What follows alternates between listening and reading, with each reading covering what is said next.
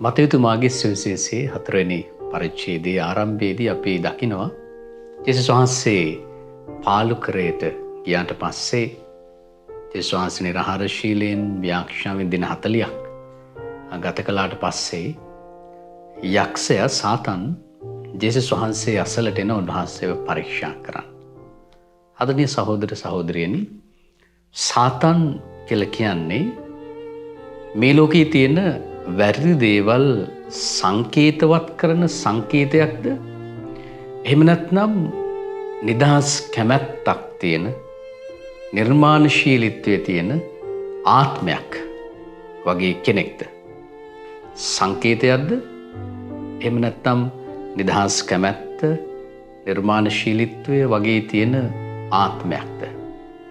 සමහර හිතන්න පුළුවන් සාතන් කියලා කියන්නේ සංකේතයක් කියලා. නැහැ. සාතන් කියලා කියන්නේ අපි කතෝලික සභාවේ ගැන්වීම අපි දන්නවා සහායක ඇත්ත වැටුණු දේවදූතයෝ.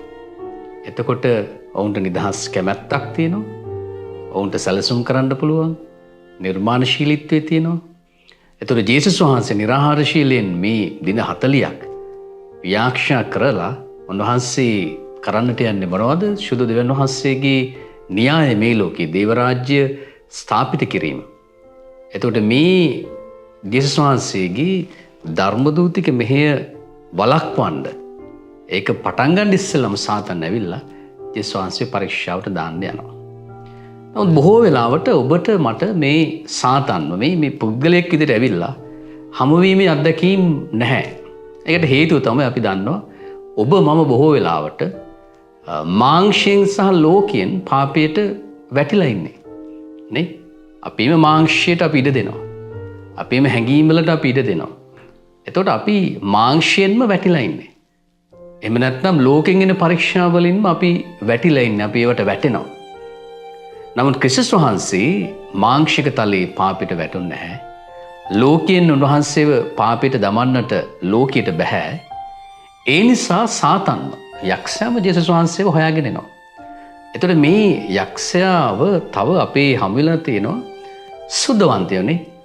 අසිසි සුදු ෆ්‍රැන්සිස් තුමා කියනවා උන්වහන්සේට ඒ යක්ෂයන් කරපු පීඩාව එතුමන්ගේ ඒ පියතුමන්ලා දැනගත්තනම් ඒ පියතුමන්ලා ගොඩාක් දුකින් හඬන බව අපි දකිනවා. සුදු වියානිමුනිතුමා සහ ගොඩාක් මේ අපේ ශුද්ධවන්තයන් අසලට ළඟට ඔවුන් ඉන්න නිදන කාමරවලට ඇවිල්ලා යක්ෂයා පීඩා කරන ආකාරය ඇයි ඒ? හේතුව ඔවුන්ට මේ මාංශයෙන් ඔවුන් පාපයට වැටුන්නේ නැහැ. ලෝකෙන් පවා ආපු ඒ පාප අවස්ථාව නොවුන් ජයගත්තා. එතකොට මාංශය ජයගත්තා, ලෝකේ ජයගත්තා. ඉතුරු වෙලා තියෙන්නේ සාතන් වෙනවා ඔවුන් සෑගෙන.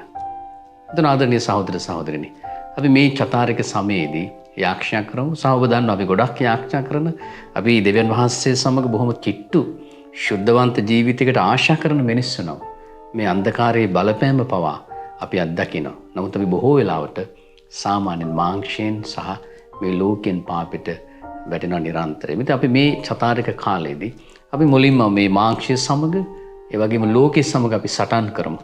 අපි සටන් වදින සභාවක් තුළ ජීවත් වෙනනේ සුදු සභාවේ සමාජිකයන් විදියට අපි මාංශික තලයේ පව් ලෝකෙන් එන පව් සමග සටන් වදිමු.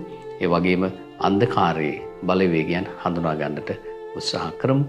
ආමෙන්.